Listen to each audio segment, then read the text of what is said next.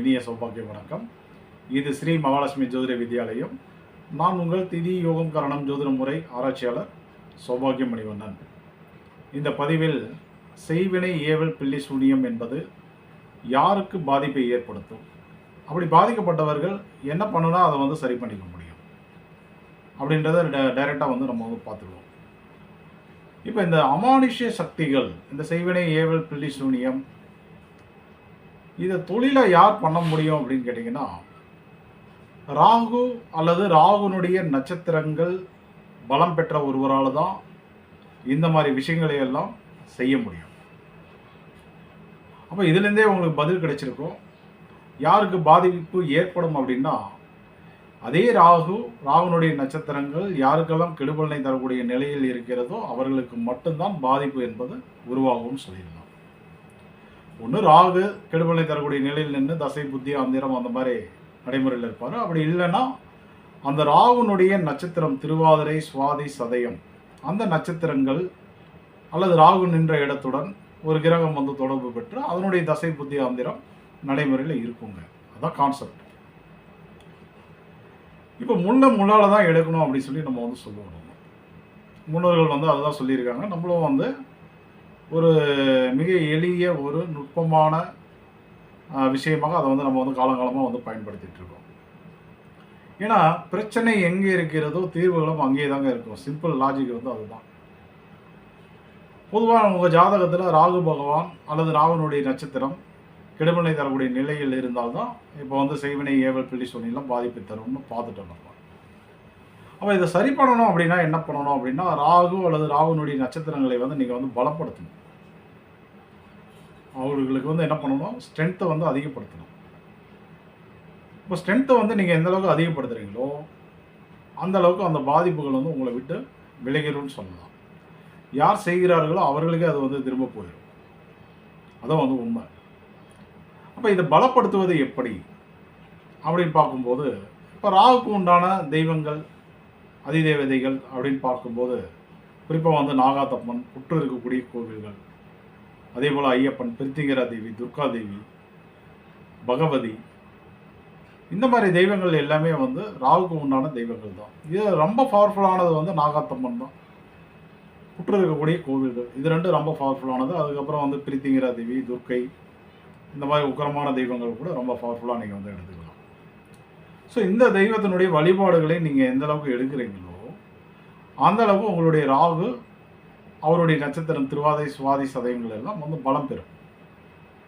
ஆனால் இதில் ஒரு நுட்பமான விஷயம் இருக்குது. இதை நீங்கள் டெய்லியும் பண்ணீங்க அப்படின்னா வேலைக்கு ஆகாது. டெய்லியும் பண்ணீங்க அப்படின்னா பிரச்சனைகள் அதிகமாகிடும். ஆனால் குறிப்பிட்ட காலகட்டங்களில் நீங்கள் இந்த வழிபாடுகளை எடுக்கும் போது ராகு பலம் பெறுவார், சுபபலம் பெறுவார், கெடுபலன்களை தடுப்பார். அதுக்குண்டான கால நேரம் என்ன அப்படின்னு பார்க்கும்போது நீங்கள் பிறந்த திதி யோகம் கரணம் அதன் அடிப்படையில் பண்ணலாம். அப்படி இல்லை அப்படின்னா உலகத்துக்கே பொதுவாக ராகு பகவான் கரணநாதனாக, கரணாதிபதியாக, கரணகிரகமாக வரக்கூடிய பாலவ கரணத்தை நீங்கள் பயன்படுத்திக்கலாம். இந்த பாலவ கரணத்தில் நடைமுறையில் பாலவ கரணம் நடைமுறையில் இருக்கும்போது எப்பொழுதுமே இந்த ராகு, திருவாதிரை, சுவாதி, சதய நட்சத்திரங்கள் கரணத்தினுடன் தொடர்பு பெற்றதுனால சுபபலனை தரக்கூடிய நிலையில் ரொம்ப பலமாக இருப்பார். அப்போ அந்த வேளையில் நீங்கள் ஒரு துர்க்கை, பிரித்திங்கரா தேவி, பகவதி, புற்று இருக்கக்கூடிய கோவில்கள், நாகாத்தம்மன், இந்த மாதிரி வழிபாடுகளை எடுக்கும்போது உங்களுடைய பாதிப்புகள் நிச்சயமாக படிப்படியாக விலகி வரும். அதை நீங்கள் கண்கூடாக உணர முடியும். இந்த பாலவ கரணம் என்பது 4 நாட்களுக்கு ஒரு முறை வருங்க. ஒரு 12 மணிலேருந்து ஒரு 14 மணி நேரம் வரை லைவில் இருக்கும். ஸோ மாதத்தில் ஒரு 7 முறை வரும். நைட்டில் 2 முறை போயிடும். டே டைமில் பார்த்தீங்க அப்படின்னா பகல் வேளையில் ஒரு 5 முறை நமக்கு கிடைக்கும். அதை நம்ம பயன்படுத்திக்கலாம். இதை நீங்கள் ஃப்ரீ கேலண்டர் ஆப் நிறையா இருக்குது. ஏதோ ஒரு கேலண்டர், உங்களுக்கு தெரிஞ்ச ஒரு கேலண்டரை ஆண்ட்ராய்டு மொபைலில் இன்ஸ்டால் பண்ணி வச்சுட்டு, ஸோ அதில் நீங்கள் இந்த பாலவ கரணம் எப்போ வருது அப்படிங்கிறத பார்த்து தெரிஞ்சுக்கலாம். படிக்க தெரியாதவர்கள் உங்களுடைய குழந்தைகளோ அல்லது யாரோ ஒருத்தர் படித்தவங்க இருப்பாங்க, அவங்ககிட்ட அந்த மாதிரி மொபைலில் பார்த்து சொல்லுங்கள் அப்படின்னு சொல்லி கேட்டுட்டு நீங்கள் அதை பயன்படுத்திக்கோங்க. ரெகுலராக வந்து நம்ம வந்து ஒரு புற்று இருக்கக்கூடிய கோவிலுக்கு போனால் என்ன பண்ணுவோம்? கொஞ்சம் மஞ்சத்தூள், குங்குமம், அதேபோல் எலுமிச்சப்பழம், சூடம், கற்பூரம், ஸோ இந்த மாதிரி விஷயங்கள் ஊதுபத்தி தானே எடுத்துகிட்டு போவோம். அதை எடுத்துகிட்டு போனீங்கன்னாவே போதுமானது தான்.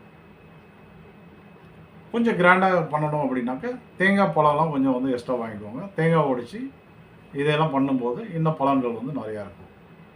குறிப்பாக வந்து அந்த பாலவகரணத்தில் பண்ணும்போது அற்புதமான ஒரு ரிசல்ட்டை வந்து நீங்கள் வந்து உணர முடியும். இது வந்து குறைந்தது நீங்கள் பார்த்தீங்க அப்படின்னா ஒரு 9 முறை வந்து தொடர்ந்து வந்து பண்ணணும். ஸோ அப்போ தான் அந்த ரிசல்ட் வந்து பக்காவாக கிடைக்கும். ஒரு 4 முறை பண்ணிட்டீங்க அப்படின்னாவே அது வந்து கம்மியாக ஆரம்பிச்சிடும். 80% வந்து சரியாயிடும். அந்த மீதி இருக்கக்கூடிய அந்த 20% வந்து ரொம்ப பவர்ஃபுல்லானது. ஸோ அதனால் கவுண்டிங் வந்து பார்த்தீங்க அப்படின்னாக்க நீங்கள் செய்ய நம்ம சொன்ன கவுண்டிங்கில் முடிக்கும்போது நிச்சயமாக அது வந்து குறைஞ்சிரும்னு சொல்லலாம். வருகின்ற பிப்ரவரி மாதம் 25ஆம் தேதி முதல் தொடர்ந்து ஒரு 10 நாட்கள் ஜூம் மீட்டில் திதி யோகம் கரணம் ஜோதிட முறையில் மருத்துவ ஜோதிட வகுப்பு வந்து நடைபெற உள்ளது. கட்டணம் வந்து ரொம்ப ரீசனபிளான ரேட்டு ₹1200 தான். ஸோ மருத்துவத்தில் என்னென்ன விஷயங்கள் இருக்கோ அதையெல்லாம் நம்ம வந்து தெரிஞ்சுக்க போகிறோம். ஒரு ஜாதகருக்கு என்ன மாதிரி நோய்கள் வரும், எந்த காலகட்டத்தில் வரும், எப்போ குணமாகும், எப்போ சரியாகும், என்ன மாதிரி பரிகாரங்கள், வாழ்வியல் பரிகாரங்கள் என்ன பண்ணணும், செலவில்லா பரிகாரங்கள் என்ன பண்ணிக்கணும், எந்த மருத்துவத்துக்கு வந்து கட்டுப்படும், ஒரு டெஸ்ட் எடுக்கணும்னா எப்போ வந்து எந்த நேரில் போய் எடுக்கணும், ஒரு மருத்துவரை சந்திக்கணும்னா எப்போ சந்திக்கணும், ஒரு மருந்து உண்ணணும் முதல் முறைனா எப்போ வந்து உண்ணணும், ஒரு சர்ஜரின்னு வரும்போது எந்த நாட்களை வந்து தீர்மானிக்கணும். இப்படி மருத்துவத்தில் இருக்கக்கூடிய அத்தனை விஷயங்களிலும் நீங்கள் பிறந்த திதி யோகம் கரணத்தையெல்லாம் இணைச்சி முதல் முறையாக தமிழ்நாட்டில் வந்து வகுப்புகள் நடத்த போகிறோம். தெரிஞ்சுக்க போகிறீங்க. இந்த வாய்ப்பை வந்து தவற விடாதீங்க. அனைவரும் வந்து சரியாக வந்து பயன்படுத்திக்கோங்க. தங்களுடைய வாழ்வில் அனைத்து செல்வங்களையும் சௌபாகியங்களையும் பெற்று வாழணும்னு சொல்லி வாழ்த்தி விடைபெறுகிறேன். நன்றி, வணக்கம்.